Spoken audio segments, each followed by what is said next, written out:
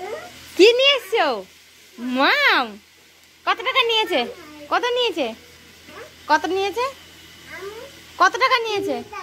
20। তাই মাছের ভাড়ে তো তুমি পড়ে যাচ্ছ। মাছের ভাড়ে তো পড়ে যাচ্ছ তুমি।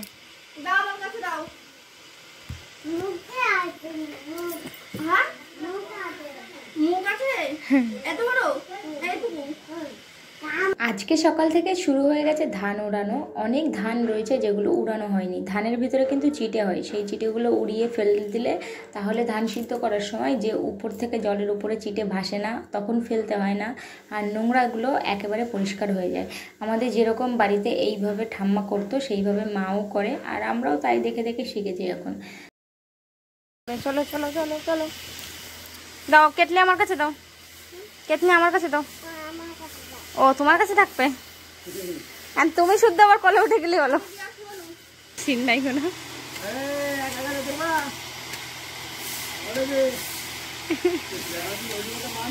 অত বড় একটা ব্যাগ। মাম বসে গেছে সকালবেলায় এতগুলো জুতো নিয়ে, এই পুতুলটা নিয়ে। এই পুতুলটা মামকে গিফট করেছে একজনা। তো মাম দেখো সকালবেলায় সব জুতো ফুতো নিয়ে বসে গেছে। ভাই গেছে স্কুলে, ওর সাথে গেছিলো, চলে এসছে আবার। কত সুন্দর সুন্দর জুতো আছে এই পুতুলটার।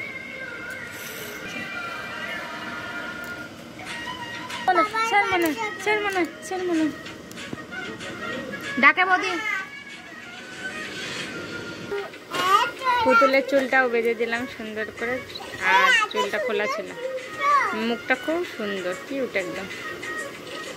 আমার পাগল স্কুল থেকে চলে এসেছে।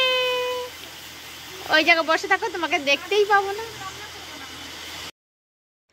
আমি বসে বসে ধানের কুলো ভরে দিচ্ছিলাম, মা কুলোয় করে ধান উড়াচ্ছিল। তো আমার গায়ে এমনি অ্যালার্জির সমস্যা আছে, চুলকানি উঠে গেছিলো, সেই জন্য মা বললো তোর আর উড়াতে হবে না, হাওয়ায় গায়ে যাবে, তুই এক কাজ কর, তুই বসে বসে এখানে কুলো ভরে দে, আমি উড়িয়ে দিচ্ছি। তো এইগুলো ওড়ানো হয়ে গেলে অনেকটা সেভ হয়ে যাবে, আর হয়তো 2 দিন ওড়াতে হবে। করে বেড়াচ্ছে ওই দেখো, আমাদের ওইখানটায় তো ব্রিজ, ওই ব্রিজে খেলা করছে, আর আমি এখানে দাঁড়িয়ে বসে বসে একটুখানি রিলস বানাচ্ছিলাম। এত সুন্দর হাওয়া দিচ্ছে আর বৃষ্টিও পড়ছে। ঠাম্মা এসে দাঁড়িয়ে রয়েছে, বাড়ির থেকে বেরোলেই হয়, পিছন পিছন ঠিক চলে আসবে। এই ওঠ, জানো আর আমি আসছি, দাঁড়া, এই দাঁড়া দাঁড়া, সব বাড়ি লাঠি কই দেখি, চল বাড়ি চল। সব ব্রিজে ওখানে বসেছিস কেন তুই? তুই ওখানে বসেছিস কেন সাইডে? চল বাড়ি চল। হ্যাঁ দেখো কি পরিমাণে মেঘ হয়েছে, এই পাশটা ভীষণ মেঘ হয়েছে, ভীষণ, আর বৃষ্টিও পড়ে।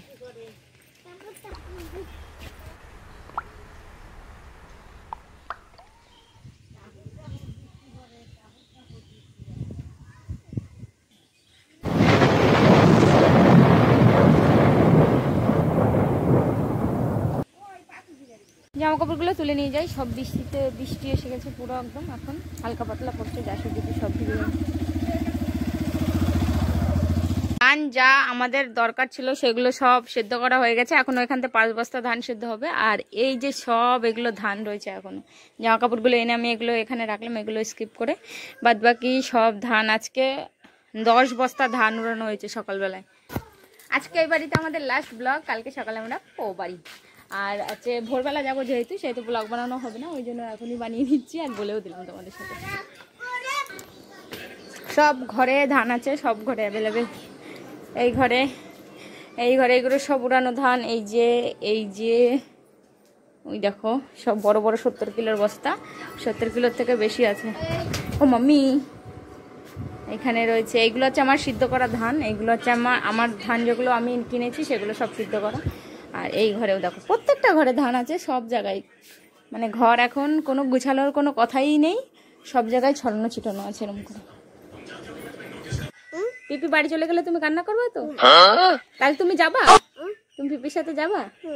কোথায় যাবা পিপির সাথে? পিপি কোথায় থাকে?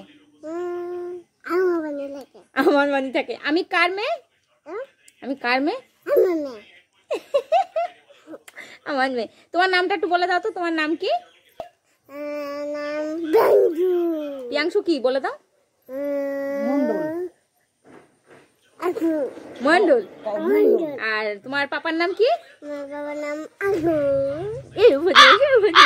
ঠিক করে বলে দাও, পাপার নাম কি? সুধান্ত কি? মন্ডল। তোমার বাড়ি কোথায়? গাজনায়। গাজনা কোথায় বলে দাও? গাজনা।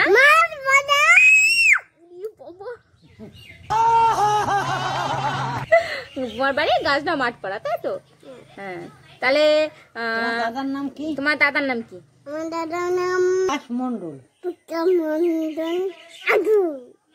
মুন্দন আগুন। আগুন কি? আগুন কি? আগুন কি? আমার বাড়ি চলে গেলে তুমি কানবা না তো? কানবা না তো? লাঠি আনো তো একটা। ঘরে ঢুকেছে সাপ। এই যে দরজাতে সর বাবান, সর। Hello hello hello.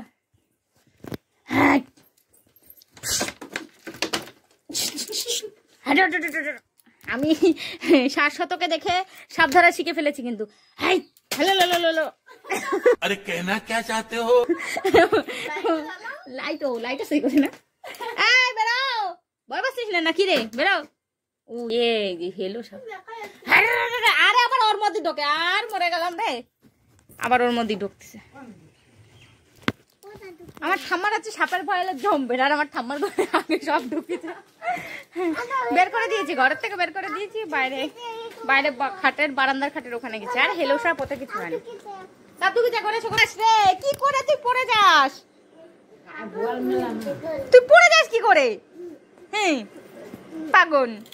এখন চলছে রাতের প্যাকিং, কেননা সকালবেলায় আমরা সূর্য ওঠার আগে আমরা বাড়ি চলে যাব। এই হচ্ছে আম, মিনিমাম 5 কেজি প্যাকেটই ছিঁড়ে যাচ্ছে। 5 কিলো আম আছে, নিয়ে যাচ্ছে আমাদের। এইটা হচ্ছে ওই লম্বা গাছের আম, আর এইটা হচ্ছে ওই গোল গাছের আম। अच्छा ठीक है। দুটো গাছ আছে, 2 রকম।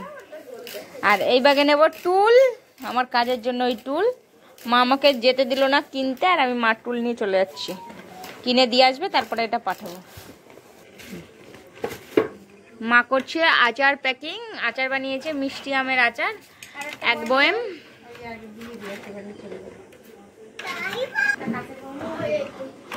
গাড়ি নিয়ে খেলা হচ্ছে 2 ভাই বোনের।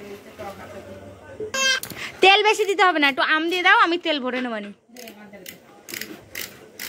কেননা তেল দেওয়া লাগবে না, আমি তেল 200 গ্রাম তেল এনে ভরে দিলে ওর মধ্যে আমি তেল হচ্ছে হয়ে যাবে না। আম দিয়ে দাও কটা, মুড়ি টুড়ি দিয়ে একটু মাখিয়ে সন্ধ্যার সময় আমরা তো খাই।